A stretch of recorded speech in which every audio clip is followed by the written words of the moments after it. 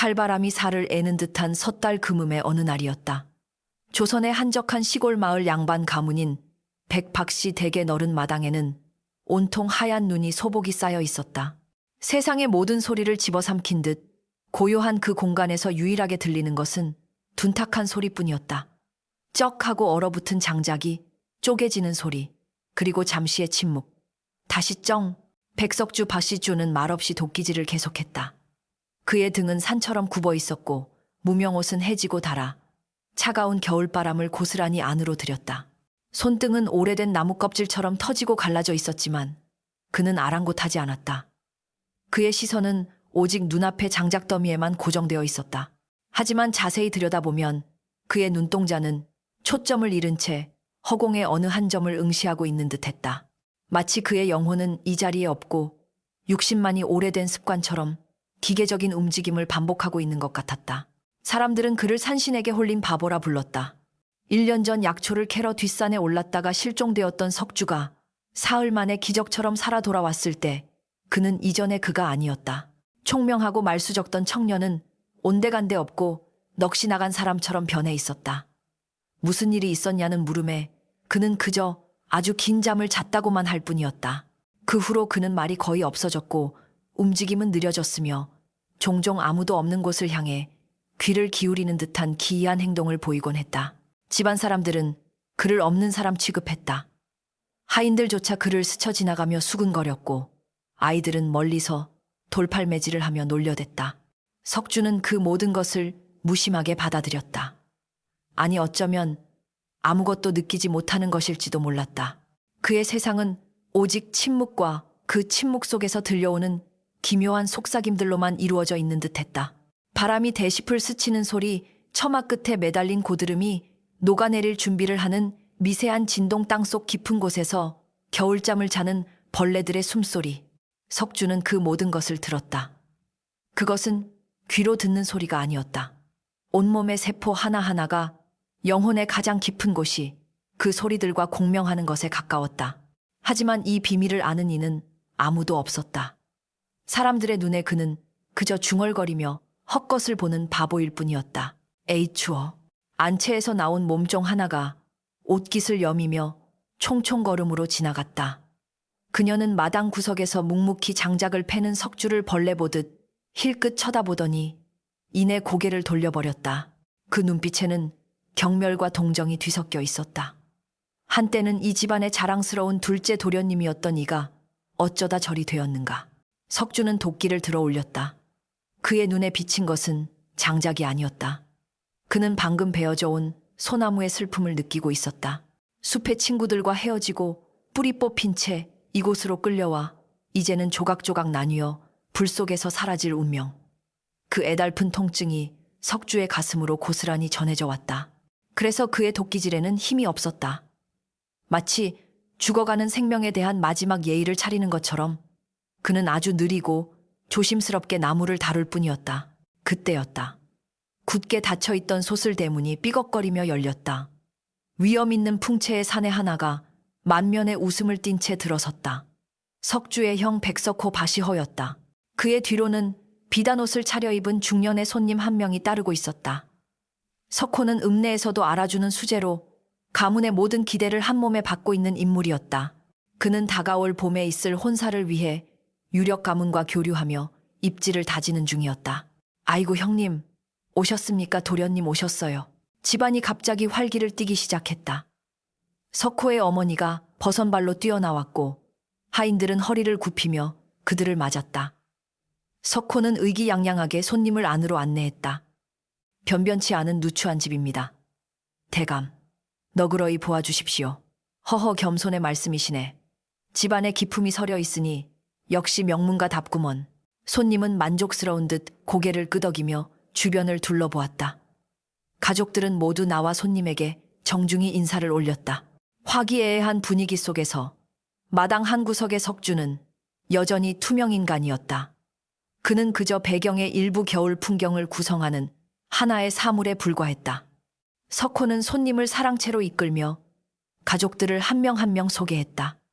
자애로운 어머니와 위험 있는 숙부, 그리고 예의 바른 조카들까지. 손님은 흡족한 미소를 지으며 연신 칭찬을 늘어놓았다. 그러다 그의 시선이 문득 마당 구석에서 멈췄다. 웬 사내 하나가 멍하니 서서 자신들을 바라보고 있었다. 아니, 정확히는 그들 너머의 허공을 보고 있었다. 저 친구는 뉘신가 집안의 일꾼인 모양인데 손님이 왔는데도 인사를 할 줄 모르는군. 손님의 나직한 물음에 순간 석호의 얼굴이 미세하게 굳어졌다. 그의 이마에 짧은 경련이 일었다. 그는 마치 불결한 것을 본 사람처럼 미간을 찌푸렸다가 이내 억지 미소를 지어 보였다. 집안의 모든 시선이 석주에게로 쏠렸다. 공기가 얼어붙는 듯한 찰나의 정적. 석호는 마른 기침을 한번 하더니 아무렇지도 않다는 듯 나지막이 하지만 모두가 들을 수 있는 목소리로 말했다. 아, 저 아이 말입니까? 그저 집안에 들여 거두어 먹이는 머슴 같은 놈입니다. 밥값이나 하라고 마당 일을 시켰더니 워낙 아둔하여 손님을 보고도 얘를 차릴 줄 모릅니다. 신경 쓰지 마십시오, 대감. 머슴 같은 놈. 워낙 아둔하여. 그 말이 차가운 비수가 되어 나라와 석주의 심장에 밝혔다. 그는 아무런 표정도 짓지 않았다. 하지만 그의 귓가에서는 형의 목소리가 아니었다. 방금 전까지 그를 동정어린 시선으로 바라보던 마당의 늙은 감나무가 분노로 가지를 떠는 소리, 석주의 발밑에서 겨울을 나던 작은 생명들이 슬픔으로 몸을 움츠리는 소리가 들려왔다.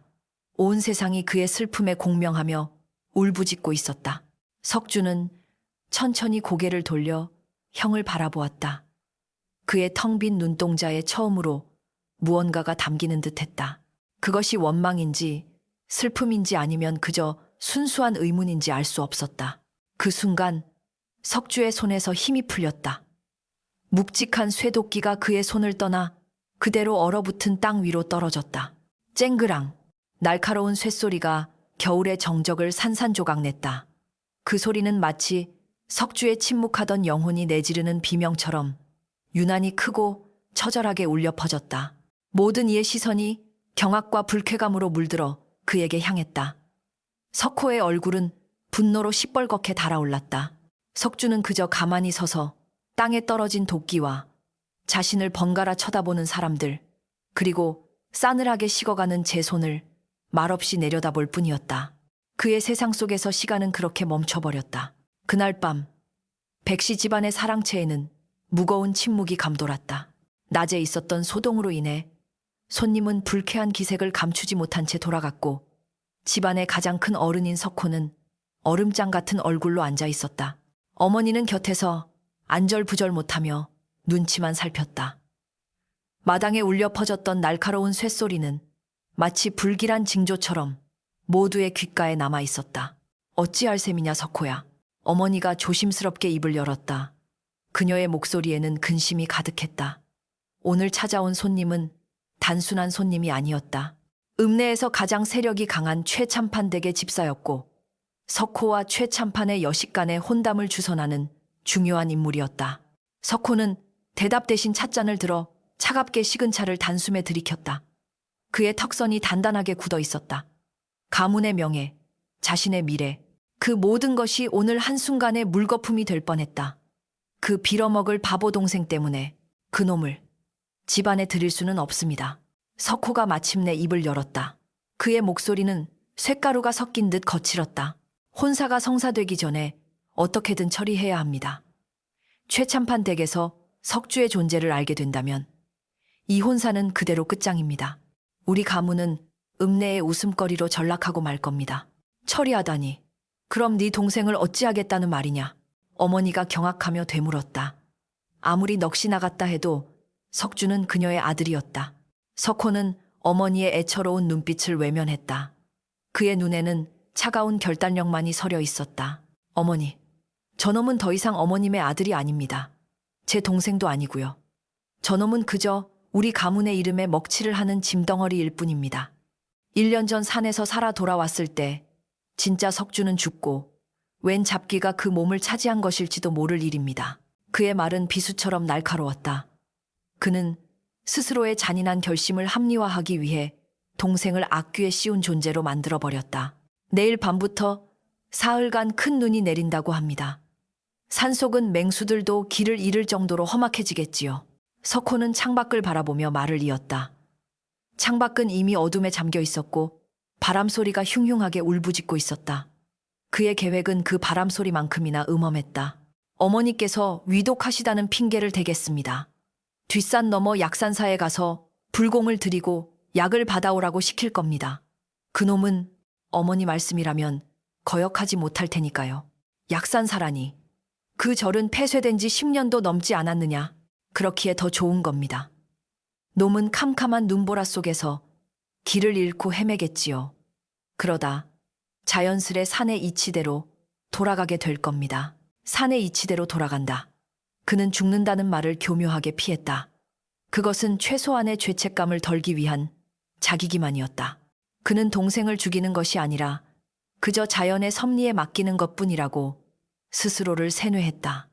어머니는 더 이상 아무 말도 하지 못했다. 그저 하얗게 질린 얼굴로 아들의 냉혹한 얼굴을 바라보며 입술만 파르르 떨 뿐이었다. 아들의 야망과 가문의 체면 앞에서 모성은 힘없이 무너져 내리고 있었다. 다음 날 날은 석호의 예상대로 어둡고 굳었다. 아침부터 내리기 시작한 눈은 저녁이 되자 맹렬한 눈보라로 변해 있었다. 온 세상이 하얗게 지워지는 밤, 석호는 약초를 정성껏 싼 보자기 하나를 들고 석주의 누추한 골방을 찾았다. 석주는 방구석에 웅크리고 앉아 벽에 한 점을 응시하고 있었다. 그의 방은 냉기가 가득했고 등불 하나 없이 어두웠다. 석주야. 석호가 평소와 달리 다정한 목소리로 불렀다. 석주는 천천히, 아주 천천히 고개를 돌렸다. 그의 눈은 여전히 텅 비어 있었다. 석호는 동생의 그런 눈을 볼 때마다 소름이 끼쳤다. 그는 애써 미소를 지으며 다가앉았다. 석주야, 큰일 났다. 어머니께서 갑자기 위독해지셨다. 그의 목소리에는 절박함이 실려 있었다. 완벽한 연기였다. 어머니라는 말에 석주의 텅 빈 눈동자가 미세하게 흔들렸다. 유일하게 그를 인간 세상에 묶어두는 끈, 그것이 바로 어머니였다. 의원이 다녀갔지만 차도가 없구나. 아무래도 산 너머 약산사에 가서 부처님께 기도를 올리고 영험한 약초를 받아와야 할 것 같다. 석호는 준비해온 보자기를 석주의 손에 쥐어주었다. 이것은 약산사 스님께 드릴 공약물이다. 밤길이 험하니 단단히 채비하고 가야 한다. 네가 우리 집안을 위해 큰일을 해줘야겠다. 할 수 있겠느냐? 석주는 아무 말 없이 고개만 끄덕였다. 그의 머릿속은 어머니가 위독하시다는 생각으로 가득 차 있었다. 다른 것은 아무것도 생각할 수 없었다. 그는 묵묵히 자리에서 일어나 해진 삿갓을 쓰고 집신을 단단히 동여맸다. 석호는 그런 석주의 뒷모습을 보며 안으로 안도의 한숨을 삼켰다. 죄책감 한 조각이 그의 심장을 핥히고 지나갔지만 그는 곧 그것을 야망이라는 더 큰 감정으로 덮어버렸다. 가문을 위해서다. 모두를 위한 최선의 선택이다. 길이 험하니 조심하거라. 마지막으로 내뱉은 그의 위선적인 말에 석주는 뒤도 돌아보지 않고 밖으로 나섰다. 문이 열리자 무시무시한 눈보라가 그의 뺨을 후려쳤다.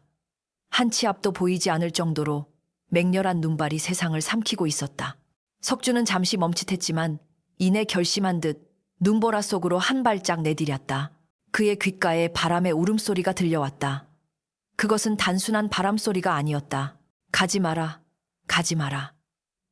숲의 나무들이 일제히 소리치며 그의 옷자락을 붙잡는 듯 했다. 그 길은 죽음의 길이다. 땅이 울부짖었다. 하지만 그의 머릿속에는 오직 어머니와 약이라는 두 단어뿐이었다. 그는 나무들의 만류를 뿌리치고 묵묵히 앞으로 나아갔다. 석호는 대문 기둥 뒤에 서서 석주의 모습이 하얀 어둠 속으로 완전히 사라질 때까지 지켜보았다.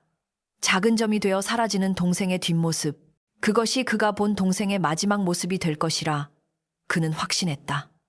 그는 차가운 미소를 지으며 몸을 돌려 따뜻한 안채로 들어갔다. 휘잉.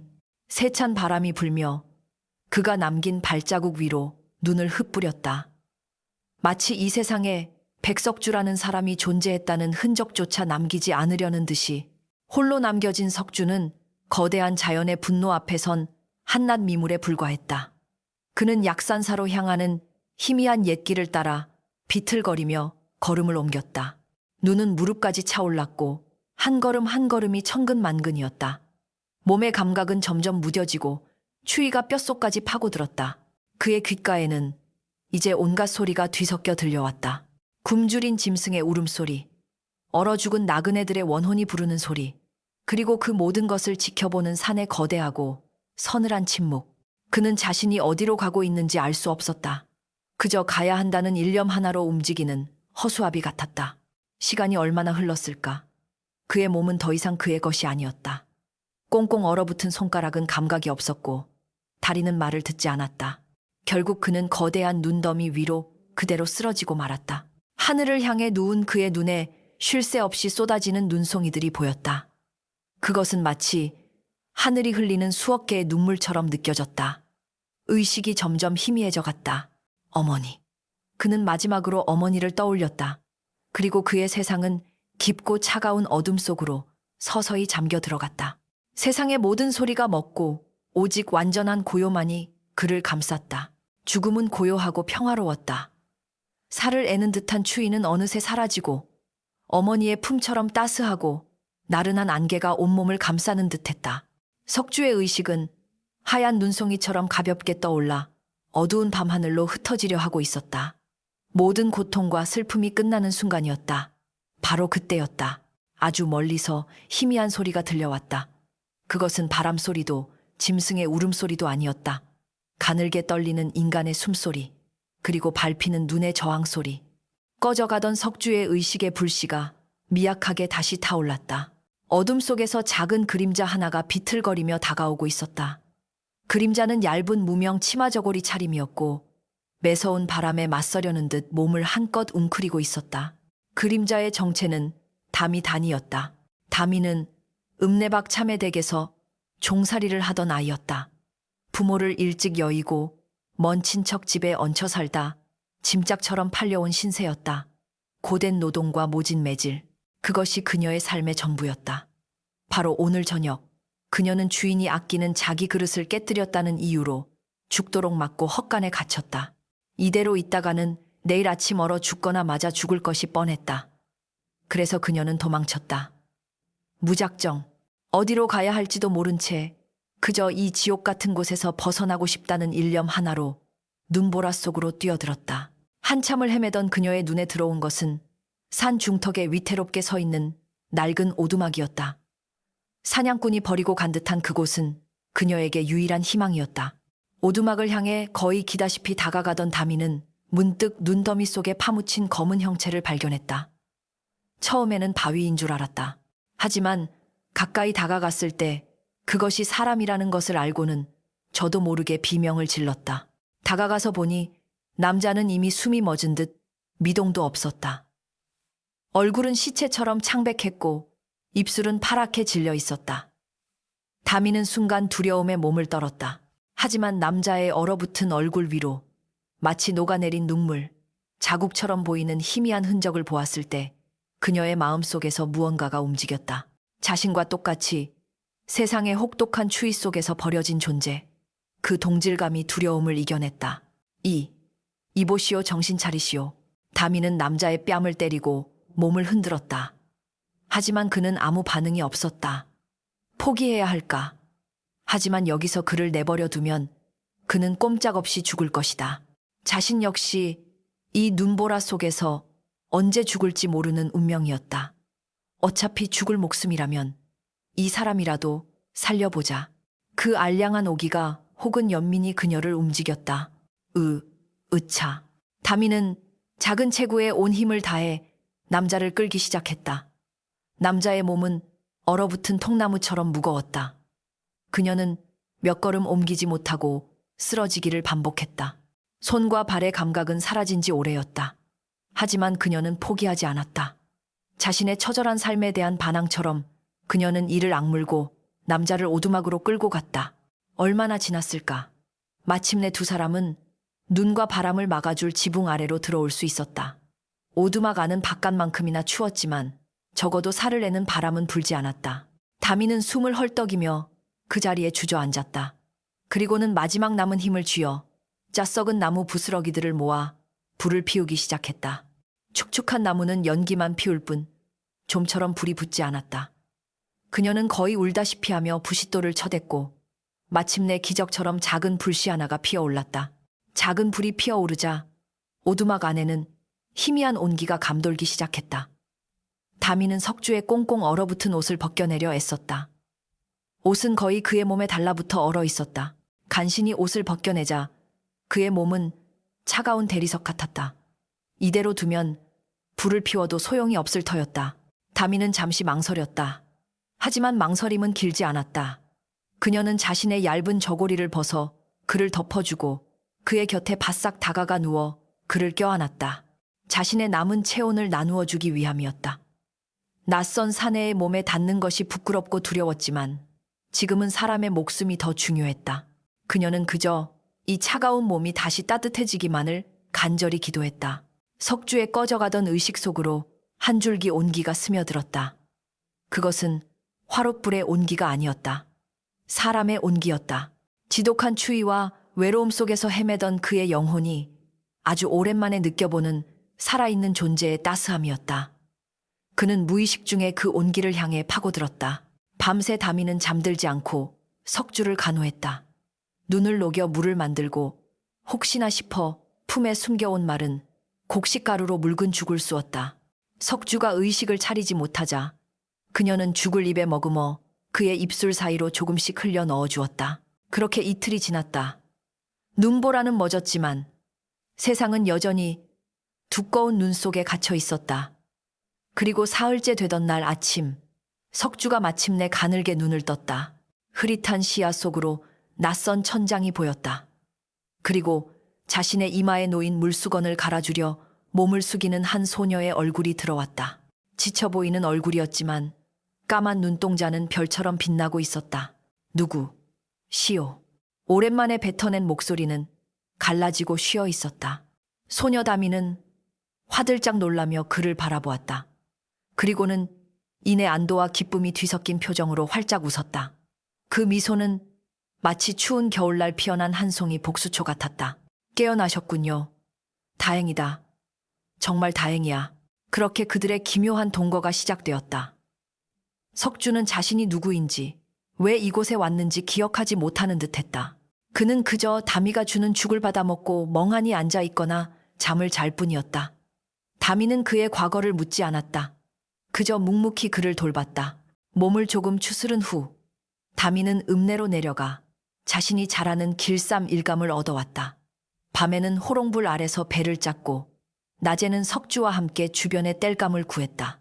석주는 여전히 말은 없었지만 조금씩 기력을 회복하면서 다미를 돕기 시작했다.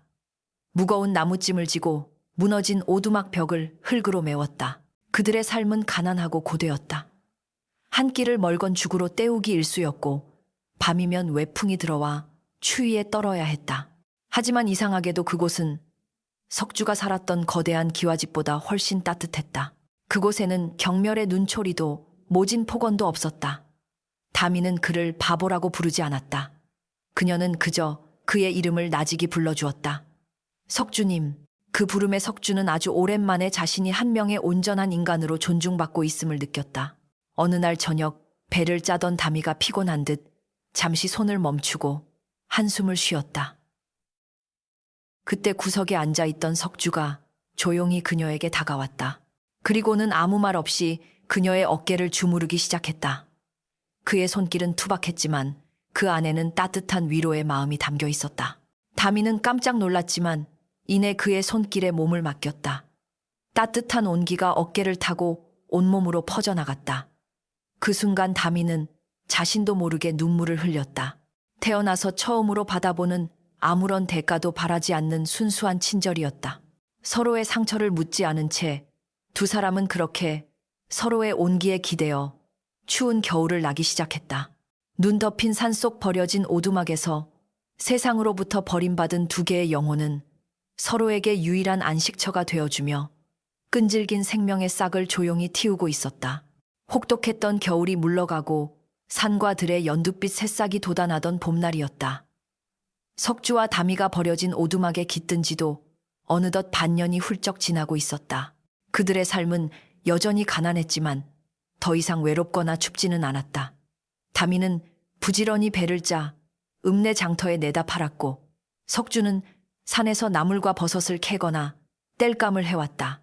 그의 손길이 닿은 오두막 주변의 작은 텃밭에서는 신기하게도 채소들이 쑥쑥 자라나 두 사람의 굶주린 배를 채워주었다. 석주는 여전히 말이 없었지만 그의 눈은 더 이상 텅 비어 있지 않았다. 그의 시선은 이제 막 꽃망울을 터뜨리는 진달래를 향해, 바위 틈에서 솟아나는 약수를 향해, 그리고 묵묵히 자신의 곁을 지켜주는 다미를 향해 따스하게 머물렀다. 그는 다미가 배틀에 앉아 있을 때면 그 아루이터믹한 소리가 마치 즐거운 노래처럼 들린다고 생각했다. 다미 역시 석주의 침묵이 더 이상 불편하지 않았다. 그의 고요함 속에는 그 어떤 화려한 언변으로도 담을 수 없는 깊은 신뢰와 편안함이 있었다. 그러던 어느 날 다미가 장터에서 일감을 받아 돌아오며 새로운 소식을 가져왔다. 석주님 읍내에 큰일이 났답니다. 사또나리의 외동아들이 큰 병에 걸렸는데 용하다는 의원들이 모두 다녀가도 소용이 없답니다. 다미는 솥에 죽을 쓰며 걱정스러운 얼굴로 말했다.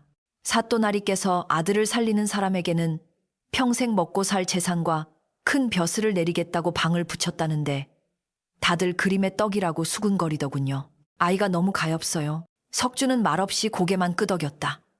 그의 귓가에는 다미의 말과 함께 멀리 읍내에서 들려오는 한 아이의 가쁘고 고통스러운 숨소리가 희미하게 들려오는 듯했다.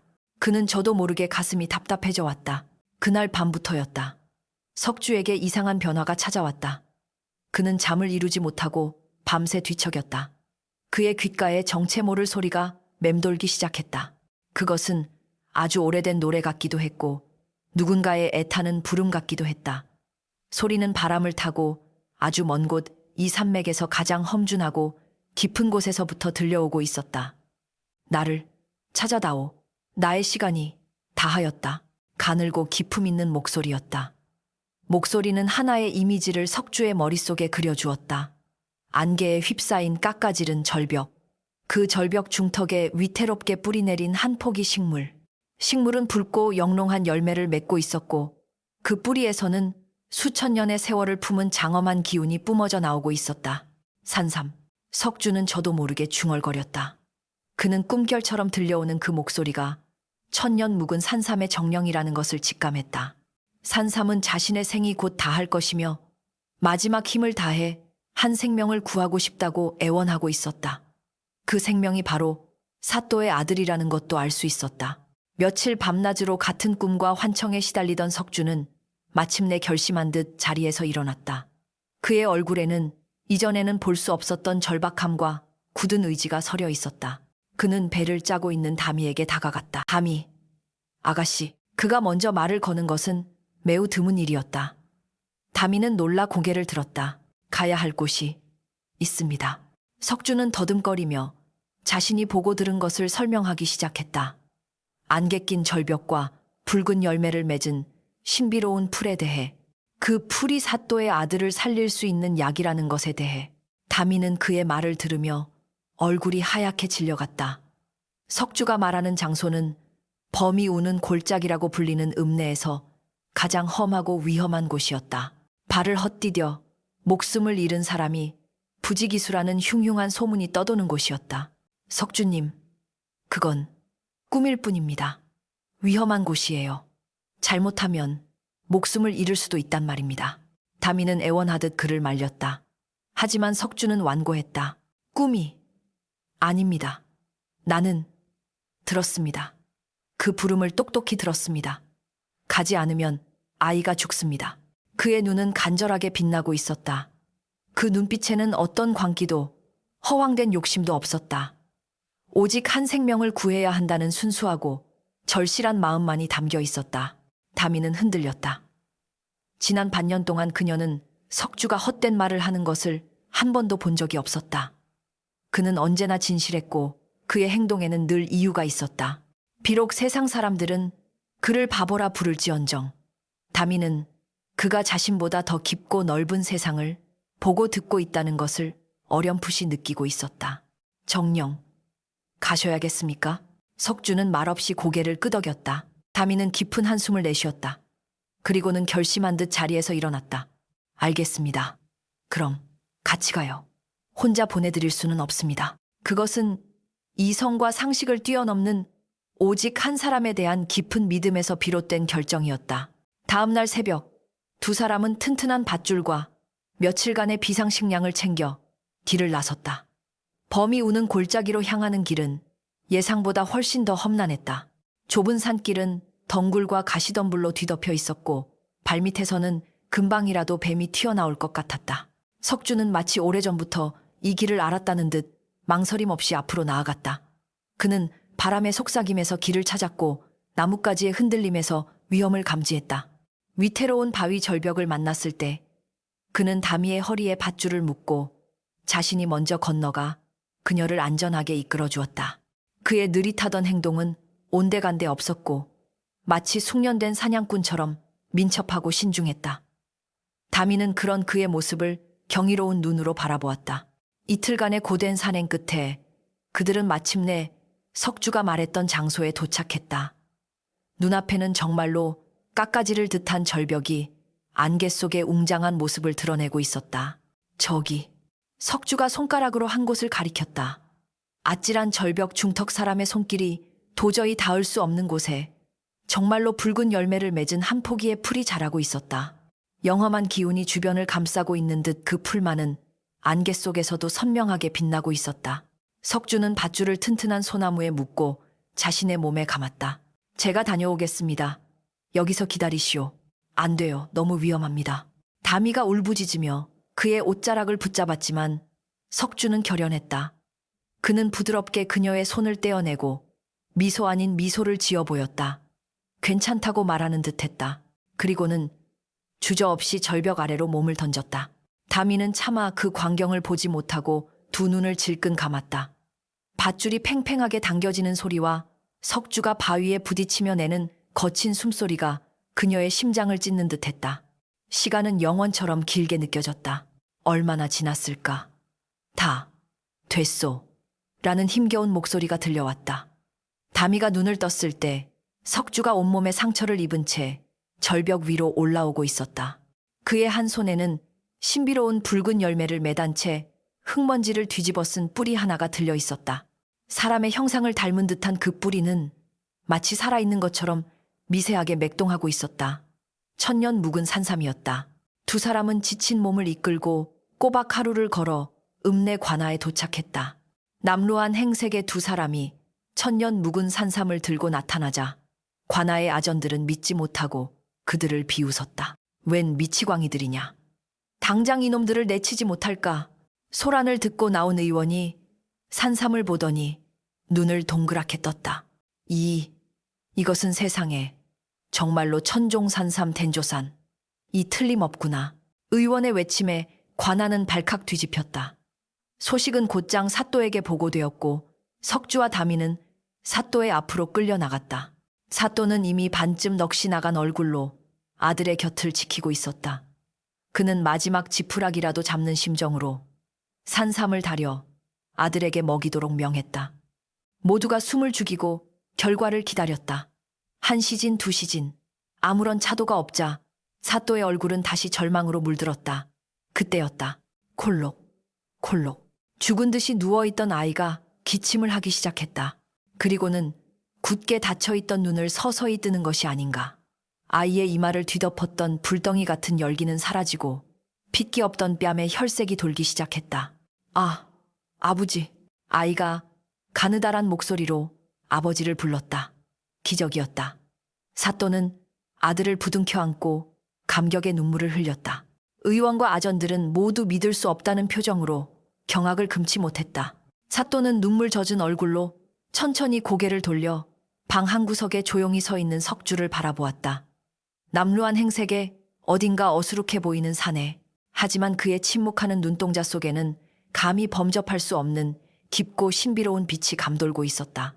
세상이 바보라 손가락질하던 사내에 숨겨진 가치가 마침내 세상의 그 첫 빛을 드러내는 순간이었다. 기적은 소문이라는 날개를 달고 천리를 날아가는 법이다. 사또의 아들이 죽음의 문턱에서 살아 돌아온 이야기는 며칠 만에 읍내를 넘어 인근 고을까지 파다하게 퍼져나갔다. 사람들은 저마다 이야기를 부풀리고 살을 붙였다. 혜성처럼 나타나 신비로운 약초로 아이를 살린 바보 사내의 이야기는 곧 신화가 되었다. 어떤 이는 그가 산신의 아들이라고 했고, 어떤 이는 그가 죽었다 살아나면서 신통력을 얻었다고도 했다. 소문은 마침내 바람을 타고 석주의 고향 마을에도 닿았다. 그리고 백석호의 귀에도 어김없이 들어갔다. 그 무렵 석호의 형편은 말이 아니었다. 야심차게 시작했던 비단 장사는 큰 빚만 남긴 채 망해버렸고, 그토록 공을 들였던 최참판 대과의 혼사도 집안에 우환이 꼈다는 핑계로 깨져버렸다. 가세는 급격히 기울었고 집안에는 매일같이 돈 문제로 인한 다툼과 한숨 소리만 가득했다. 그런 와중에 듣게 된 동생의 소식. 석호는 처음에는 그 말을 믿지 않았다. 죽으라고 눈보라 속에 내버린 그 바보 녀석이 살아있다는 것도 기가 찰 노릇인데, 천년 묵은 산삼을 구해 사또의 아들을 살리고 큰 상을 받았다고 말도 안 되는 헛소리라고 그는 치부했다. 하지만 소문은 점점 구체적이 되어갔다. 사또가 그에게 관아의 별채를 내어주고 극진히 대접하고 있다는 이야기, 하사한 비단과 쌀이 창고에 가득하다는 이야기까지. 석호의 불씨는 점차 뒤틀린 질투와 탐욕으로 변해갔다. 그놈이 받은 상은 본디 우리 가문의 것이다. 그는 그렇게 생각했다. 석주는 백씨 가문의 아들이니 그가 얻은 모든 것은 당연히 가문의 어른인 자신이 관리해야 마땅했다. 그는 동생을 버렸던 자신의 죄는 까맣게 잊어버렸다. 그의 머릿속에는 오직 동생이 받은 막대한 재물과 그것을 이용해 다시 일어설 수 있다는 희망뿐이었다.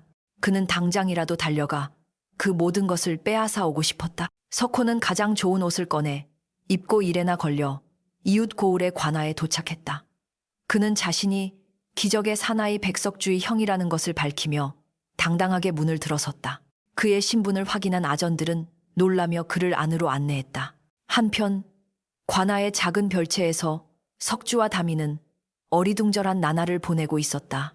사또는 은혜를 갚겠다며 매일같이 좋은 음식과 귀한 옷감들을 보내왔지만 두 사람은 그런 호사가 어색하고 불편하기만 했다. 그들에게는 산속 오두막에서 멀건 죽을 나누어 먹던 시절이 오히려 더 편안했다. 석주는 대부분의 시간을 별채의 작은 뜰에 앉아 나무와 꽃들의 소리를 들으며 보냈고, 다미는 여전히 손에서 배틀을 놓지 않았다. 그날도 두 사람은 툇마루에 나란히 앉아 말없이 저녁 노을을 바라보고 있었다. 그때 요란한 발소리와 함께 누군가가 성큼성큼 마당으로 들어섰다. 석주야, 백석주. 오만함이 가득 묻어나는 목소리. 석주의 어깨가 자신도 모르게 움찔 굳어졌다. 그 목소리를 잊을 리 없었다. 자신을 죽음의 눈보라 속으로 몰아넣었던 형 백석호였다. 다미는 낯선 남자의 등장에 놀라 자리에서 일어나 석주의 앞을 막아서듯 섰다. 석호는 그런 다미를 벌레 보듯 훑어보더니 코웃음을 쳤다. 웬 계집이냐. 내 놈이 살아있는 것을 보니 어디서 요망한 것을 하나 물었구나. 그는 다짜고짜 석주에게 다가와 그의 팔을 거칠게 잡아챘다. 꼴을 보니 제법 사람 행세를 하는구나. 운 좋은 녀석. 어서 집으로 돌아갈 채비를 하거라. 네가 받은 상은 내가 잘 거두어 가문의 재산을 불리는 데 쓸 것이니 그런 줄 알라. 그의 말에는 사과나 뉘우침 따위는 한 점도 없었다. 오직 명령과 소유욕만이 가득했다. 마치 주인이 도망쳤던 가축을 찾아와 목줄을 다시 채우려는 듯한 태도였다. 석주는 아무 말 없이 형의 얼굴을 바라보았다. 그의 눈동자에는 분노도 슬픔도 아닌 깊은 연민과 같은 것이 떠올랐다. 형의 얼굴에서 그는 끝없는 불안과 탐욕의 소리를 들었다. 이분은 그럴 수 없습니다. 침묵을 깬 것은 담이었다. 그녀는 두려움에 떨면서도 용기를 내어 한 걸음 앞으로 나섰다. 석주님은 이제 날이 될 사람이 아닙니다. 나리께서 버리지 않으셨습니까? 이 추운 겨울 죽으라고 산속에 버려두고 가신 분이 이제 와서 무슨 권리로 이분을 데려가려 하십니까? 다미의 외침에 석호의 얼굴이 일그러졌다. 내년이 뭘 안다고 짓거리느냐. 천한 것. 이것은 우리 집안의 일이다. 썩 비키지 못할까. 석호가 손을 들어 다미의 뺨을 후려치려던 순간이었다. 그만두시오. 나직하고 힘있는 목소리가 석호의 팔을 공중에서 멈추게 했다. 석주였다. 석호는 믿을 수 없다는 표정으로 동생을 돌아보았다. 늘 어느라고 눈도 제대로 맞추지 못하던 그 바보가 지금 자신을 똑바로 쳐다보며 말을 하고 있었다. 그의 목소리는 조금도 떨리지 않았고 그 눈빛은 깊은 호수처럼 고요하고 단단했다. 석주는 자신의 팔을 잡고 있는 형의 손을 부드럽지만 단호하게 떼어냈다. 그리고 다미의 어깨를 감싸 자신의 등 뒤로 보호하듯 물러서게 했다. 형님, 석주가 다시 입을 열었다. 제가 받은 것은 아무것도 없습니다. 산이 제게 길을 보여주었고 저는 그저 산의 뜻을 따랐을 뿐입니다. 사또나리께서 주신 것들은 은혜에 대한 답례일 뿐 제 것이 아닙니다. 모못이 어째? 석호는 동생의 달라진 모습에 완전히 압도당해 말을 더듬었다. 그건 다 집어치우고 너는 이 가문의 아들이다. 당장 나를 따라 집으로 돌아와야 한다. 어머니께서 널 얼마나 기다리시는지 아느냐. 그는 비겁하게 어머니를 들먹였다. 하지만 석주는 더 이상 흔들리지 않았다. 그는 조용히 고개를 저었다. 어머니께는 불효를 저질렀습니다. 하지만 돌아갈 수는 없습니다. 석주는 자신의 등 뒤에 서 있는 다미를 돌아보고 다시 형을 향해 몸을 돌렸다. 그의 목소리는 그 어느 때보다 명확하고 분명했다. 제 집은 여기입니다. 제 집은 여기입니다. 그 짧은 한마디는 천둥처럼 석호의 귀에 밝혔다. 그것은 단순히 거주지를 말하는 것이 아니었다. 과거의 자신을 버리고 새로운 삶과 인연을 선택하겠다는 단호한 선언이었다. 형의 거짓된 권위와 가문의 족쇄로부터 완벽하게 벗어났다는 독립선언이었다. 석호는 잠시 아무 말도 하지 못했다. 그는 완전히 다른 사람이 되어버린 동생의 얼굴을 멍하니 바라보았다. 그 고요한 눈빛 앞에서 자신의 탐욕과 위선이 벌거벗겨지는 듯한 치욕을 느꼈다. 이놈이 미쳐도 곱게 미친 게 아니었구나. 배은망덕한 놈. 그는 결국 저주 섞인 고함을 내지르는 것 말고는 할 수 있는 것이 없었다. 그는 분노에 차씩씩거리며 몸을 돌려왔을 때처럼 요란하게 마당을 가로질러 사라졌다. 석호의 모습이 완전히 사라진 후 마당에는 다시 고요함이 찾아왔다. 다미는 걱정스러운 눈으로 석주를 올려다보았다. 석주는 말없이 그녀를 향해 희미하게 미소 지어 보였다. 괜찮다는 무언의 위로였다. 두 사람은 나란히 서서 붉은 빛이 완전히 사라지고 짙은 군청색 어둠이 내리는 하늘을 바라보았다. 이제 그들 앞에는 또 어떤 폭풍이 몰아칠지 알 수 없었다. 하지만 한 가지는 분명했다. 두 사람은 이제 혼자가 아니었고 그 어떤 시련이 닥쳐도 함께 맞서 싸울 준비가 되어 있었다. 형이 폭풍처럼 다녀간 후 석주와 다미의 삶에는 큰 변화의 바람이 불어왔다. 사또는 석주의 인품에 깊이 감명받아 그에게 벼슬을 내리고 읍내에 큰 기와집을 마련해 주려 했다. 하지만 석주는 조용히 고개를 저었다. 그는 부귀영화를 원치 않았다. 그가 원하는 것은 오직 하나. 다미와 함께 산속의 작은 오두막으로 돌아가 예전처럼 평온하게 사는 것이었다. 그의 겸허함에 다시 한번 탐복한 사또는 그의 뜻을 존중해 주었다. 다만 그가 사는 산과 오두막이 있는 땅을 그의 소유로 인정하는 땅 문서를 만들어주고 누구도 그들의 삶을 방해하지 못하도록 명을 내려주었다. 그렇게 석주와 다미는 다시 그리운 보금자리로 돌아왔다. 하지만 세상은 더 이상 그들을 가만히 내버려 두지 않았다. 산을 듣는 사내에 대한 소문을 듣고 인근 마을에서 도움이 필요한 사람들이 하나둘씩 그들의 오두막을 찾아오기 시작했다. 한 번은 몇 대째 이어져 온 우물이 갑자기 말라버려 온 마을이 식순환을 겪게 된 농부들이 찾아왔다. 석주는 그들을 따라 마을로 갔다. 그는 눈을 감고 마을의 땅 위를 천천히 걸었다. 한참을 걷던 그는 한 늙은 버드나무 아래에서 걸음을 멈추고 땅의 한 지점을 가리켰다. 여기입니다. 땅이 여기서 노래하고 있습니다. 맑은 물이 솟아나고 싶어 합니다. 사람들은 반신반의하며 그가 가리킨 곳을 파기 시작했다. 한나절쯤 팠을까. 마른 흙 속에서 축축한 기운이 느껴지더니 이내 맑고 시원한 물줄기가 콸콸 솟아올랐다.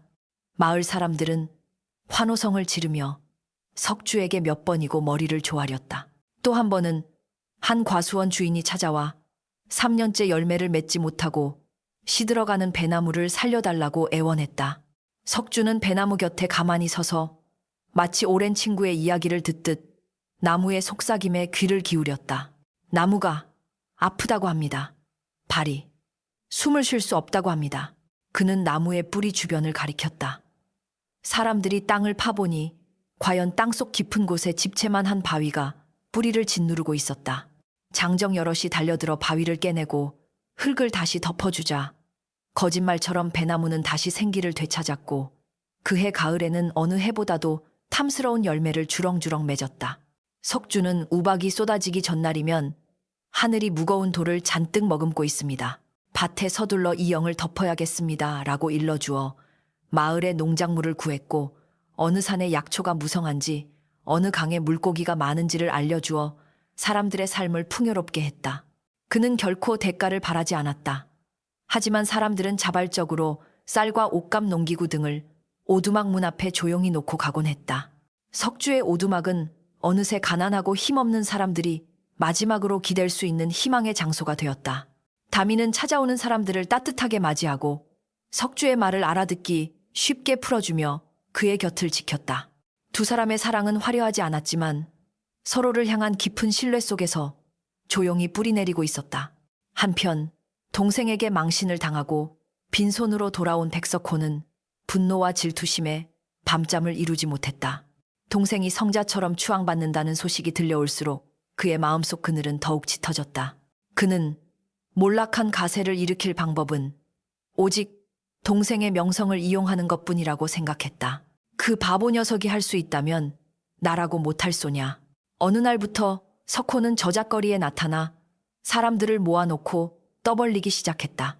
여러분, 제 아우 석주가 가진 신통력은 본디 우리 백씨 가문에 대대로 내려오는 것입니다. 사실 장남인 제 능력이 아우보다 훨씬 뛰어나지만 제가 그동안 가문을 위해 겸손하게 그 힘을 숨겨왔던 것입니다. 그는 그럴듯한 거짓말로 사람들을 현혹했다. 처음에는 코웃음을 치던 사람들도 그의 교묘한 언변과 석주의 형이라는 후광에 점차 귀를 기울이기 시작했다. 그는 사람들의 탐욕을 교묘하게 자극했다. 나는 땅속 깊은 곳에 묻힌 황금의 목소리를 들을 수 있소. 조상님의 맷자리가 불편하여 우환을 겪는 이가 있다면 내가 그 자리를 바로잡아 주겠소. 재물에 눈이 먼 몇몇 사람들이 속는 셈치고 그에게 돈을 가져다 주었다. 석호는 그럴듯하게 땅을 둘러보는 척하더니 아무 곳이나 점지해주고는 돈을 챙겼다. 당연히 황금은 나오지 않았고 집안의 우환은 계속되었다. 그의 사기 행각은 점점 대담해졌다. 그는 냇물을 떠다 영험한 기운을 불어넣은 약수라며 비싼 값에 팔았고 잃어버린 가축을 찾아주겠다며 돈을 받고는 엉뚱한 산을 가리키기 일쑤였다. 그의 거짓말은 오래가지 못했다. 돈을 잃은 사람들이 그의 집으로 몰려와 멱살을 잡고 아우성을 치기 시작했다. 궁지에 몰린 석호는 마지막 승부수를 던졌다. 기다려라. 내 아우가 찾은 것은 고작 1000년 묵은 산삼이었지만 나는 하늘의 노여움을 잠재우고 나라의 가뭄을 해결할 용의 눈물을 찾아오겠다. 나를 믿는 자들에게는 상상할 수 없는 부와 명예가 따를 것이다. 그는 비가 억수같이 쏟아지던 어느 여름날 자신의 허풍을 믿는 마지막 남은 어리석은 추종자 몇몇을 이끌고 험한 산으로 들어갔다. 그는 사람들의 눈을 속이기 위해 산 중턱의 위태로운 비탈에서 하늘의 제사를 지내는 척 연극을 시작했다. 그가 두 팔을 벌리고 알아들을 수 없는 주문을 외우며 하늘이시여 저에게 길을 보여주소서 라고 외치는 순간이었다. 우르르르 쾅. 바로 그 순간 며칠간 쏟아진 비를 이기지 못한 산비탈이 굉음과 함께 무너져 내리기 시작했다. 거대한 흙더미와 바위 나무들이 성난 강물처럼 그들을 덮쳤다. 추종자들은 비명을 지르며 뿔뿔이 흩어져 도망쳤다. 석호는 연극을 하느라 미처 피하지 못하고 굴러내려온 거대한 바위에 다리가 깔리고 말았다. 끄아아악. 그의 비명은 산사태의 굉음에 묻혀버렸다. 며칠 후 그는 인근을 지나던 나무꾼에게 발견되어 간신히 목숨은 건졌지만 한쪽 다리는 다시는 걸을 수 없게 부서져 버렸다. 그가 마을로 돌아왔을 때 그를 기다리는 것은 아무것도 없었다. 사기 행각에 분노한 빚쟁이들이 그의 남은 가산을 모두 가져가 버렸고 그의 아내는 남은 폐물을 챙겨 친정으로 도망가 버렸다. 한때는 읍내 최고의 수재라 불리며 가문의 기대를 한 몸에 받았던 백석호. 그는 이제 절름발이 신세가 되어 사람들의 비웃음과 손가락질을 받는 처량한 신세로 전락하고 말았다.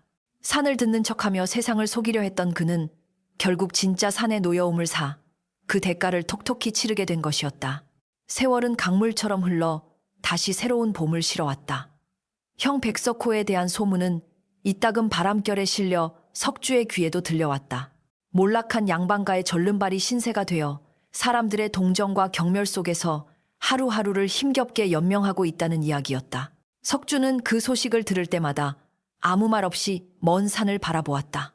그의 눈에는 승리자의 통쾌함이 아닌 혈육에 대한 깊은 슬픔과 연민이 안개처럼 피어올랐다. 그는 가끔 담이 몰래 마을 사람들이 고맙다며 가져다 준 쌀과 옷가지를 이름 없는 나그네의 보시인 척 형의 집 담벼락 아래에 두고 오곤 했다. 그것이 그가 형에게 베풀 수 있는 마지막 온정이었다. 석주의 명성은 날이 갈수록 높아졌지만 그와 다미의 삶은 여전히 소박하고 검소했다. 그들은 필요한 것 이상을 탐하지 않았고 남는 것은 언제나 더 어려운 이웃에게 나누어 주었다. 그들의 오두막은 비록 누추했지만 그곳에서 피어나는 온정은 읍내에서 가장 큰 기와집에 그것보다 훨씬 따뜻했다. 그러던 어느 화창한 봄날, 생각지도 못한 귀한 손님이 그들의 오두막을 찾았다. 화려한 가마를 타고 온 손님은 바로 고을의 사또였다. 사또는 석주를 구원해준 은인으로 깍듯이 대하며 그를 위해 큰 결심을 하고 찾아온 것이었다. 석주공 사또는 툇마루에 걸터 앉아 진심 어린 목소리로 말했다. 공의 높은 덕망과 신비한 능력은 이제 우리 고을의 큰 복이 되었소. 허나 언제까지고 일이 산속에 묻혀 지내게 할 수는 없는 노릇. 내가 공을 위해 좋은 배필을 찾아주려 하오. 사또는 잠시 숨을 고르더니 말을 이었다. 내게 양녀로 들인 딸이 하나 있소. 마음씨가 비단결 같고 지혜가 깊은 아이라오. 내 그 아이를 공에게 시집 보내고 읍내에서 가장 기름진 땅을 혼수와 함께 내어주려 하니 부디 나의 성의를 받아주시게. 그것은 평민으로서는 감히 상상할 수도 없는 파격적인 제안이었다. 다미의 얼굴이 순간 하얗게 굳어졌다. 그녀는 저도 모르게 옷고름을 세게 움켜쥐었다. 사또의 양녀, 학식과 미모를 겸비했다는 그 아가씨의 소문은 다미도 익히 들어 알고 있었다. 그에 비하면 자신은 글도 모르는 천혜고아 종살이 출신. 그녀는 조용히 고개를 숙였다. 석주에게는 더없이 좋은 기회였다. 자신 같은 존재가 그의 앞길을 막아서는 안 된다고 다미는 생각했다. 무거운 침묵이 흘렀다. 모두의 시선이 석주에게로 쏠렸다. 석주는 말없이 차를 한 모금 마셨다.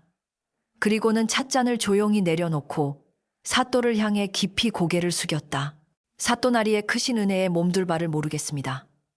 허나 소인은 그 귀한 제안을 받을 수 없사옵니다. 그의 거절은 단호했다. 사또의 얼굴에 의아한 기색이 스쳐 지나갔다. 석주는 천천히 고개를 들어 곁에 서서 고개를 숙이고 있는 다미를 바라보았다. 그의 눈빛은 그 어느 때보다 따뜻하고 깊었다. 그는 조용히 손을 뻗어 떨고 있는 다미의 손을 부드럽게 감싸 쥐었다. 제게는 이미 평생을 함께하기로 마음속으로 약조한 정인이 있사옵니다. 석주는 다미의 손을 잡은 채로 다시 사또를 향해 몸을 돌렸다. 그의 목소리는 조금 낮았지만 모두가 들을 수 있을 만큼 분명했다. 이 사람 다미 아가씨입니다. 제가 죽음의 문턱에서 헤매고 있을 때 자신의 목숨을 돌보지 않고 저를 살려준 생명의 은인이며 세상 모두가 저를 손가락질할 때 유일하게 저를 믿어주고 곁을 지켜준 사람입니다.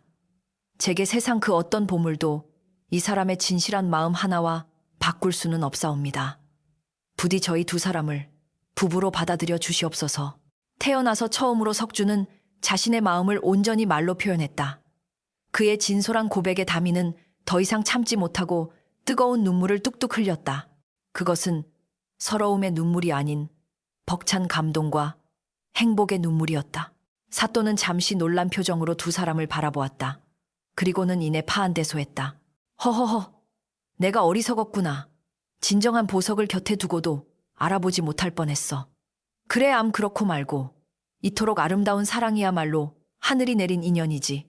사또는 자신의 제안을 거절당했음에도 전혀 노여워하지 않았다. 오히려 석주의 깊은 의리와 진심에 더욱 큰 감동을 받았다. 그는 흔쾌히 두 사람의 혼인을 축복해 주었고 본래 주려 했던 기름진 땅을 두 사람의 앞날을 위한 혼인 선물로 내어 주었다. 그해 가을 석주와 다미는 마을 사람들의 따뜻한 축복 속에서 조촐한 혼례를 올렸다. 그들은 사또가 내어준 땅에 마을 사람들의 도움을 받아 아담하지만 튼튼한 새집을 지었다. 그들의 새집은 곧 마을의 사랑방이 되었다. 언제나 온기가 넘쳤고 누구든 찾아와 시름을 나누고 위로를 얻어갈 수 있었다. 다시 한 해가 지나고 만물이 생동하는 눈부신 봄날 아침이었다. 석주와 다미는 이제 그들의 보금자리가 된 집 앞에 넓은 텃밭을 가꾸고 있었다. 이상하게도 그들의 텃밭은 다른 어느 곳보다도 풍요로웠다. 채소들은 유난히 싱싱했고 과일나무는 탐스러운 꽃망울을 가득 매달고 있었다. 벌과 나비들이 즐겁게 춤을 추었고 숲속의 노루와 토끼들도 두 사람을 두려워하지 않고 가까이 다가와 풀을 뜯었다. 마치 온 자연이 두 사람을 축복하고 지켜주는 듯했다. 석주가 흙의 목소리에 귀를 기울이며 말했다. 여보, 밭두렁의 딸기들이 햇살이 더 필요하다고 하네요. 저쪽에 나뭇가지를 조금 쳐주어야겠습니다. 다미는 행복한 미소를 지으며 고개를 끄덕였다. 그녀는 잠시 허리를 펴고 어느새 제법 불러온 자신의 배를 부드럽게 쓰다듬었다. 이 아이도 아버지를 닮아 꽃과 나무의 이야기를 들을 수 있을까요? 그녀의 목소리에 담긴 기대감에 석주는 환하게 웃으며 다가와 그녀의 어깨를 감싸 안았다. 그는 아내의 배에 가만히 귀를 가져다 댔다. 그럼요. 세상 그 어떤 소리보다도 힘차고 아름다운 소리가 들립니다. 석주의 귓가에는 이제 숲의 속삭임이나 바람의 노래가 아닌 새로운 생명이 피어나는 경이로운 고동소리가 가장 선명하게 들려오고 있었다. 두 사람의 웃음소리가 따스한 봄 햇살 아래 만물의 축복과 함께 온 누리에 울려 퍼졌다. 이렇게 이야기는 끝이 난단다. 세상 사람들은 눈에 보이는 것만을 믿고 귀에 들리는 것만을 진실이라 여기지. 하지만 진짜 귀한 것은 눈에 보이지도 귀에 들리지도 않는 법이란다. 그것은 마음으로만 보고 마음으로만 들을 수 있는 것이지. 진실한 마음을 가진 사람만이 세상 만물이 들려주는 아름다운 노래를 들을 수 있다는 것을 부디 잊지 말거라.